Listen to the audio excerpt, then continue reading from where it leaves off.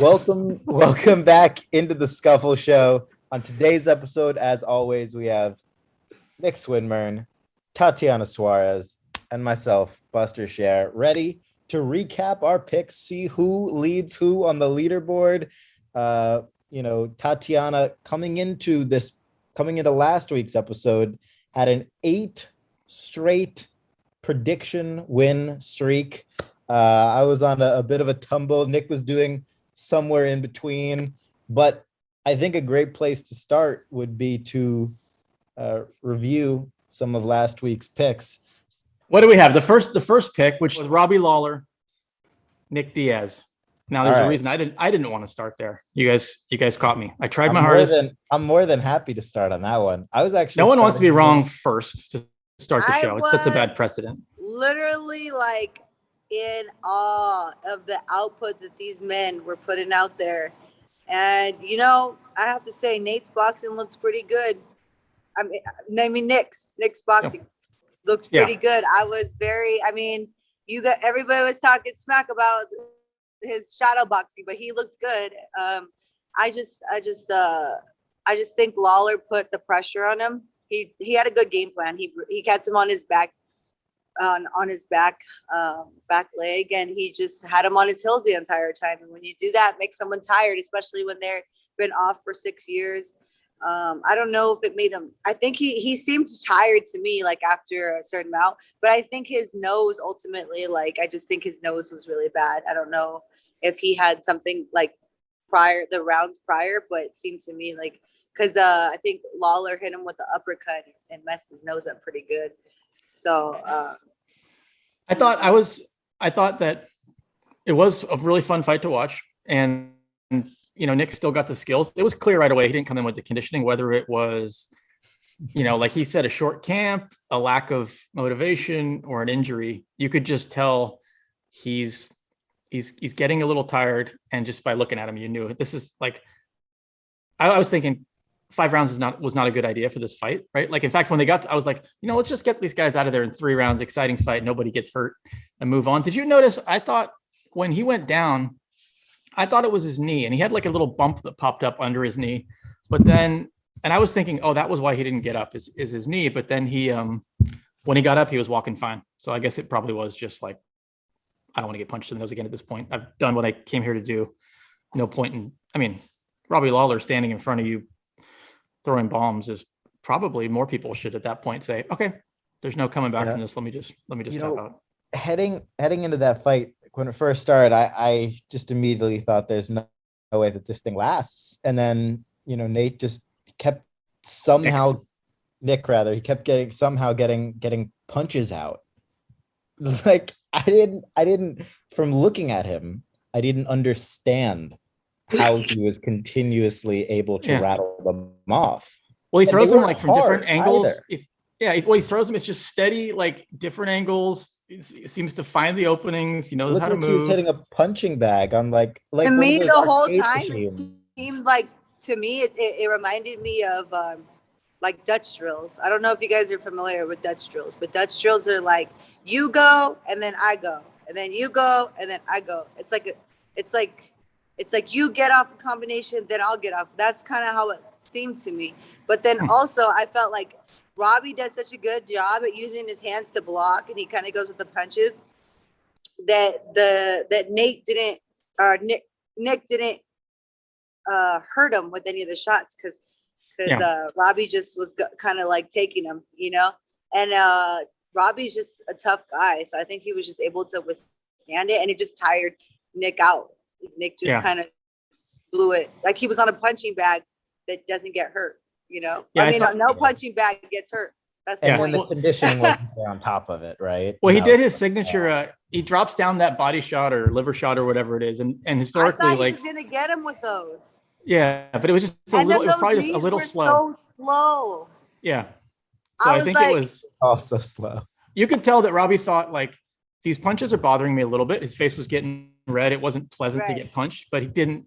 It wasn't going to be one punch. It was going to have to be a whole bunch of punches to finish him. And so you could tell him getting in there like, And then Nick, just didn't have that speed where you felt like he's not going to avoid this. He's not going to avoid the big punch forever. He's getting tired. But it was fun. It was a fun fight. My last point on this, though, is usually when I watch professional fighting, I feel like I don't have the reaction time to be able to do anything or think about it as the punch is coming. But come on in.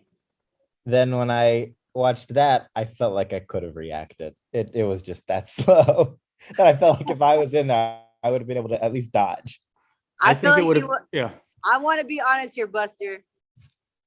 I think you would have been overwhelmed and got TKO'd. Yeah. I think those slow punches coming, we would have panicked on the first one, and we would just you wouldn't have realized it. You would have closed your eyes and gone like this, and then there's no coming back from that. Like, how are you going to come? How are you going to open your eyes and get back to it? You're probably and not only that, but you were not what weight was that at? Light heavyweights or welterweight or no? Middleweight. Okay. Yeah. So yeah, Buster, you're not a middleweight. Yeah. What weight class would 165 be? Super lightweight. Well, 155. No, 155 is lightweight. 170 is welterweight. So you would if you didn't cut any weight, you'd fight as welterweight, which is what they originally were going to fight at. But then Nick wasn't going to make the weight, so they switched it to 185. Wow. So you better cut if you're going to fight. You need to cut a lot of weight. Although then you're going to have a speed problem. So either way, you're screwed. Just go inches. Yeah. So to wrap up that fight, as much as I hate to do this, let's go to the scoreboard. And the scoreboard says you lost. I lost. I had Nick. You guys both had Robbie. That puts Tatiana on a 9-fight winning streak. And so, and for this week, I'm 0-1. Tatiana and Buster are both 1-1. Although we should almost deduct Buster's score for implying that he could get in there and compete. I think I should get an extra point for that. And that's not a challenge, by the way. It's definitely not a challenge. Yeah, courage doesn't count. All right, so the next fight we got. Well, I mean, if ever there was a fight where the prediction shows just a complete misunderstanding of a champion, it was this one. We've got Valentina Shevchenko. Buster went first. He insisted that there was going to be an upset, that he had to pick Lauren Murphy. We tried to talk him out of it. He wasn't hearing it. Tatiana and I had Valentina Shevchenko, possibly the pound for pound best fighter in the world. And Buster just went with, Lauren's mean. She's mean. She's not, so anyways. Is that a direct quote? I don't know. We have to roll back the tapes from last week, but I feel like there was something along those lines where we're like, Buster, are you sure? And you're like, yes, I absolutely want this pick. Shevchenko is amazing. Tatiana, what is your take? I thought it was great. I think she picked her shots wisely. She was very, very patient out there. She wasn't up into the point of the finish. Obviously we could tell who was winning every single round, but she was really patient. She picked her shots wisely, and she ended up getting, that she made, Lauren, kind of wobbly, and then ended up getting the finish on the ground. But yeah, I mean, she had a good game plan. She executed it really well, and she just kind of made it look like an easy sparring match, So how do you beat her? Like, who's going to beat her? What are they going to have to do? I think somebody with really good wrestling and jiu-jitsu, like someone like me.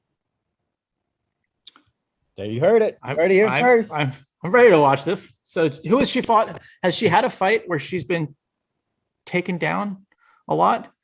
She fought. She got taken down once by Juliana Pena, and then I think Juliana Pena was like had a little bit of success on the ground. I think maybe she got Valentina in a submission, and then Valentina got out, and then I think she took Valentina down, and then Valentina got her in a submission, and then Valentina tapped her out. So it was like they did it back to each other, like they did it to each other. Like I think Juliana had an armbar maybe or something like that, and then I think Valentina got out, and then Valentina got Juliana on an armbar, and then Valentina, and then Juliana didn't get out. So that's how she won that fight. But yeah. So when you're watching that fight, are you just imagining, or can you enjoy that fight and just watch it for what it is? Or are you thinking, okay, here's what I do. Here's what I do. Oh, I see something. I see something. Or how is it when you watch that fight? The Shevchenko Murphy fight. Like when you're watching, when you're watching the women fight, are you always like looking at it from like almost like it's a scouting video, or sometimes you just enjoy the fight? I'm enjoying the fight, but I'm also like thinking like, oh, I would do this or I would do that. Like I'm always doing that all the time. And do you find yourself like wanting to give props and at the same time not wanting to give props? Like, no, I always give props. You know, I always say like, oh, they did a good job, especially like if I'm talking about it with someone, like I'll be like, just kind of like how I said earlier, like she did a really good job at staying patient, executing her game plan, picking her shots wisely. You know, she fought like she always fights, very, very, I would say she's aggressive, but she's not overly aggressive, right? Like where she puts herself in bad positions to get hit with something, or you know what I mean? So yeah. Where do you put her on Tatiana's pound for pound list? Where is Valentina? Man, she's up there. I think she has to be at least like, well, we have to give Habib and GSP, 1 and 2 there, but yeah, but currently active fighters. Oh, currently active. Woo! I mean, it's hard to find someone as dominant. Yeah. I mean, I would say like nobody. That's what I was thinking. I'd have to say Kamaru always finds just a way to win. Yeah. But as far as like dominant champions, she's the only current dominant champion. Well, I mean, I don't know. Izzy's up there. I mean, he did have the war with Kelvin. So I'm going to say, yeah, she has to be like number 1 for sure. In that one, Tatiana is on now a 10-fight winning streak. She's gotten to double digits by picking Valentina. Buster, shocker, right out of the gate, super passionate. Pick Lauren Murphy for the big upset. Pushes him to 1-1 for the week. I go back and listen. Had Valentina, so I wanted 1 for the week. Oh, you did. Now we go. You did pick Valentina because we made you pick. We made you pick Lauren.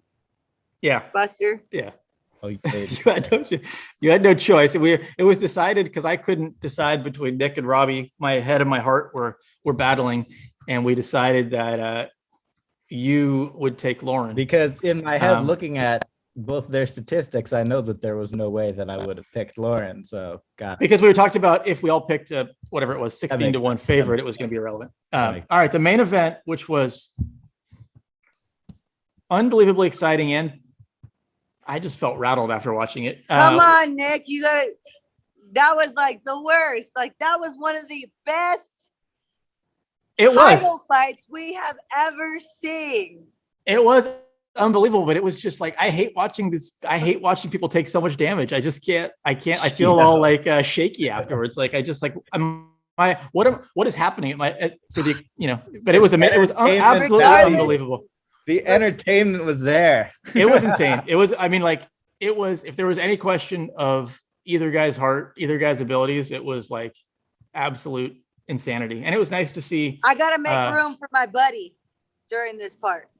I don't know how he got out of that choke. Getting out of that choke it was almost like he just said, fuck it. I don't know what's going to happen, but your arms are going to get tired before I die. Yeah.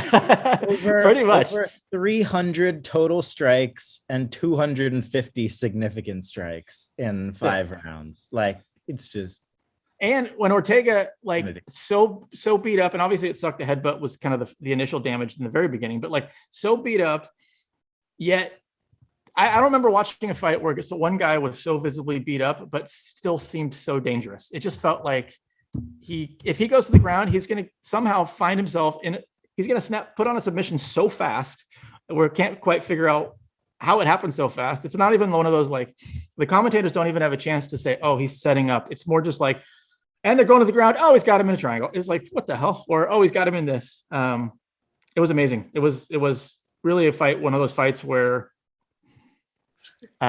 nobody loses, you know? I mean, someone lost, but as long as he was able to get to that, when he was able to speak after the fight and say, hey, fuck, you know, I fought my heart out and I did what I did, it was like, okay, he's able to speak, we're good. It was a little questionable when it was, which I think Volkanovski pointed out afterwards, but it was like, how many fingers am I holding up? And he's like, what, two, one? And like, I don't know, like, hey, look straight at me. Anna. Okay.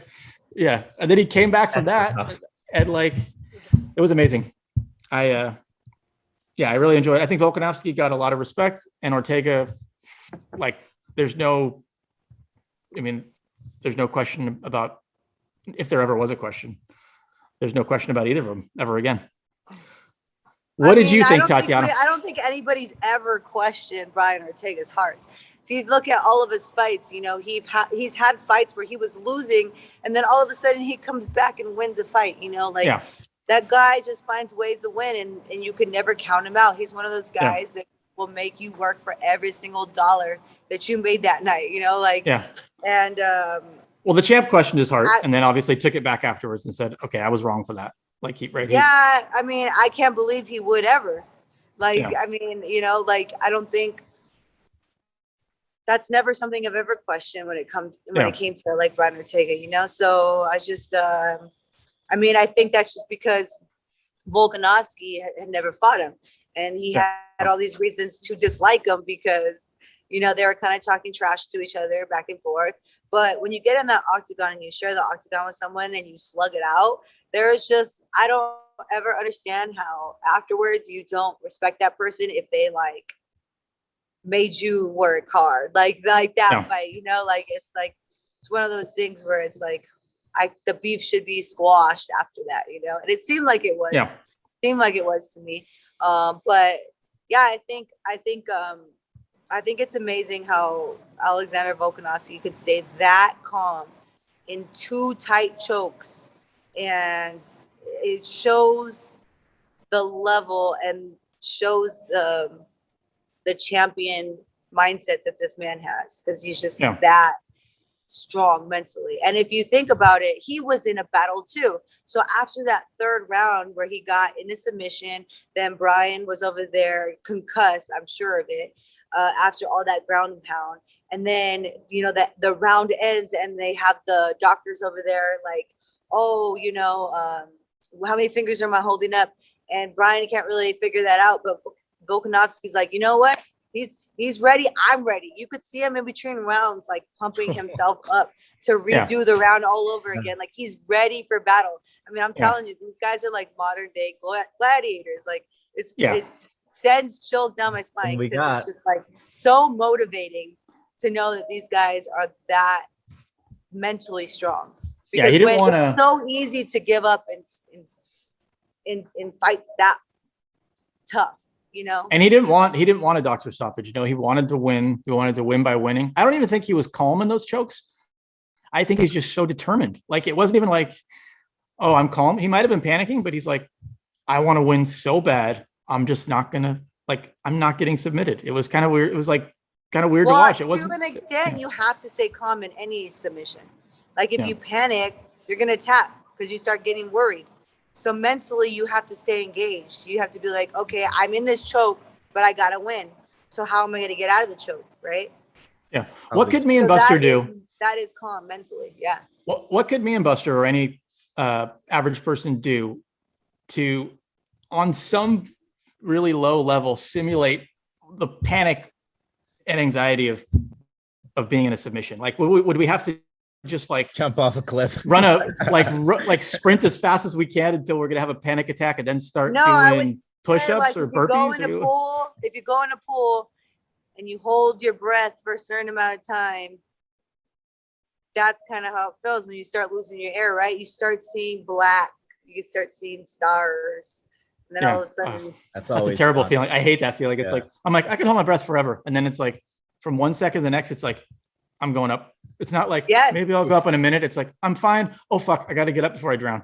For me, unless I'm swimming, like if I'm still, it's impossible. The same would normally, like the more, and to your point, the more you think about it, the more difficult it is. Yeah. Yeah. You have to distract yourself by moving or anything. And also Yeah. in the pool, we can fill our cheeks up with air, right? And then if you ever go in the pool, if you release all that air, you sink to the bottom, right? So you can sit on the bottom. You can't sink on the bottom if you have your cheeks full of air. So if even crazier for Buster and I to discuss here, if in a fight, you don't have the option to pick when you're about to get choked out. So you don't get to prepare with that air. So the feeling when you exhale all the air underwater and then sit there, there's a totally different level of panic on the way up because you can't exhale as you're coming up because there's nothing left to exhale. So it's It's probably more like somebody pushing you in when you're not expecting it and then not being able to swim. Yeah. Anyways, I know we only have a few minutes left. We have to get through this pick, make our picks, and then we have another subject. So all right. So Volkanovski was none of our favorites, and then we forced Tatiana to take that pick.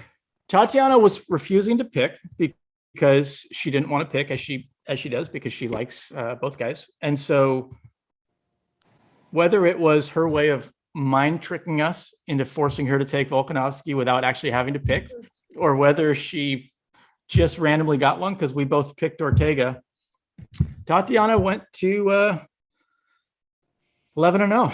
She got all three right again. And Buster and I got this one wrong. We both were 1-2 for the week. But yeah, you're right. I didn't do it justice on the intro. It was amazing. And two guys fighting and in the process confirming that they're the two best. Well, maybe Max would have something to say. Two of the three best in the world. I watched these fights live, and the energy was amazing. Probably one of the best experiences of my life. Wow. Real quick before we transition, where do you rank these two with Max Holloway? Like, I'll put the three in order. Even though you hate doing that. Order. Well, that's easy. Alex 1, Max 2, because he's already beaten Ortega, and Ortega 3. So you think if Ortega fights Max again or Alexander again, he would get the same result? I don't know. That's a good question, but no. We have to make our picks, right? So we have on the main card, we have Thiago Santos versus Johnny Walker as the light heavyweight main event. And then for the middleweight co-main, Kevin Holland versus Kyle Daukaus. Yep. Daukaus. Go with that one. And then Alex Oliveira versus Nico Price. Cowboy against Nico Price. The second Cowboy. Welterweight. All right. Yep. So which one do we want to start off with? We'll work our way up. I'm going to pick Nico Price. Okay. Why? Give us some insight here. Because I said.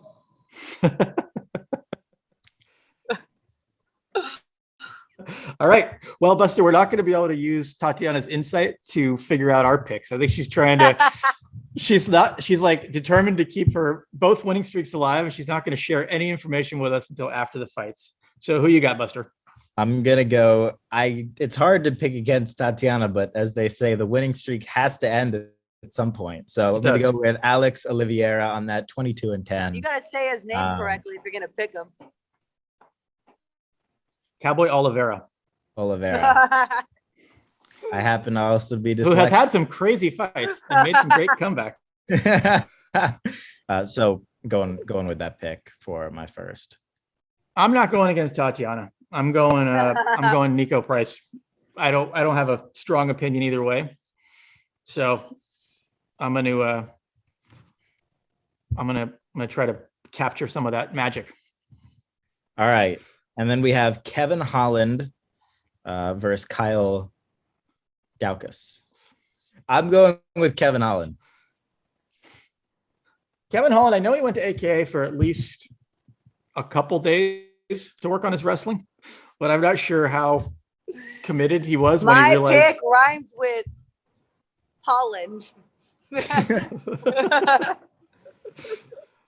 All right, so if Buster made his pick, Tatiana's pick rhymes with Buster's pick. And oh yeah. All right, I'm gonna make the same pick. All right. So we got the main event, Thiago Santos. So close. I thought we can't all have the same pick. All right, fine. I was last to go. I'll take Kyle Daukaus. And Not then, my fault. hey, might be my path to victory. The main event, Thiago Santos, Johnny Walker. Thiago Santos, just for a second, beat John Jones, but didn't get the decision. How cruel you should have been the light heavyweight champion of the world. You came into that fight or early on, tore both knees. I can't remember exactly how it happened. How do you mentally come back from that? Seems like so much. So the fact that he came back and what is he? I think he's 1-1 since then, maybe. He's 21-9 overall, lost his last fight. Lost his last fight. And then he lost his fight before that as well. So he's lost. So he's 0-2 since then. So he looked tentative. First fight back, he looked tentative, and then something snapped and he started fighting back. But I think maybe it was too little too late, or I don't remember what happened. And then the last fight, I don't remember what happened either. But I've always rooted for him because it just didn't seem fair that he was. So I'm going to squeeze my pick in and go with Johnny Walker before you make your pick. So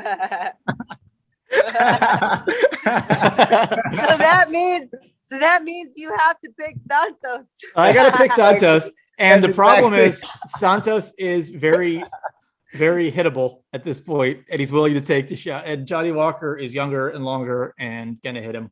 But fine. I'm going to go with the feel-good story. It's now a race to get your picks out. Hey, the person who's last has to go with it.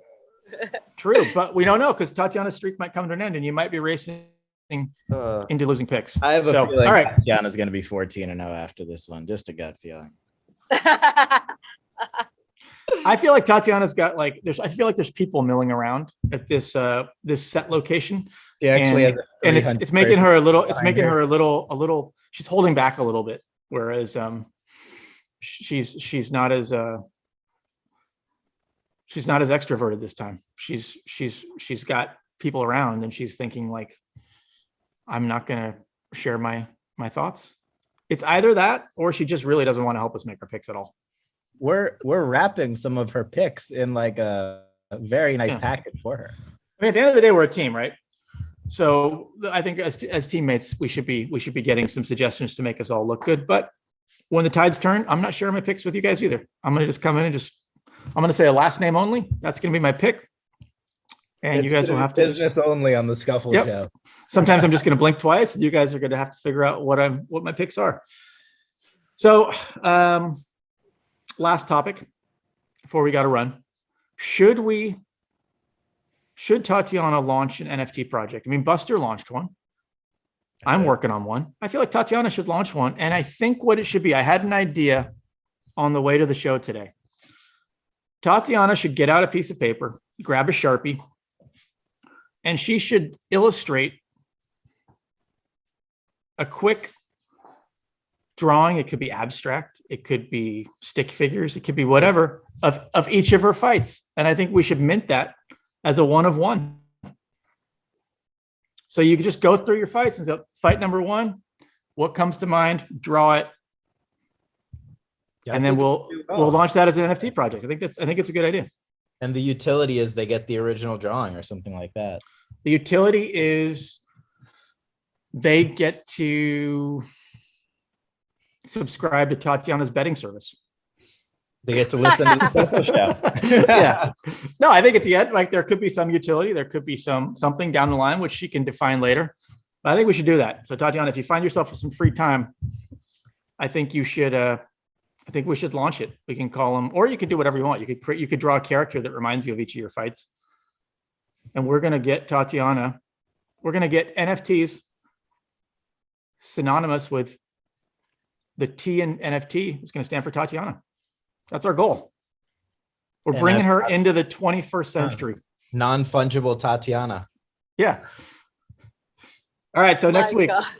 So I wouldn't consider it homework. I would just consider it more the beginning of an empire of your, I cannot wait to see at least your first drawing. It's going to be spectacular. Oh no. live on next week's episode of the Scuffle Show. Tatiana unveils NFT number one artwork. All right, cool. Listen, last week we went sideways. You guys might think it was me. Maybe it was, maybe it wasn't. I was accused of being all over the place and not transitioning very well from one topic to the other. I like to think I didn't have a whole lot of help. But this episode was very smooth. We might be turning a corner here. What we found is, I think what we've realized is we might be better in a fight with rounds than just a never-ending fight to the death. Last week was our attempt at, you know what, let's just go until we die. And this week was, you know what, we're doing 5-minute rounds and there's a beginning and an end. We'll take a little break. We'll transition. So we'll see you next week. You've been listening to The Scuffle Show. Make sure to give it 5 stars on every platform and subscribe, and we'll see you next week. Enjoy the fights.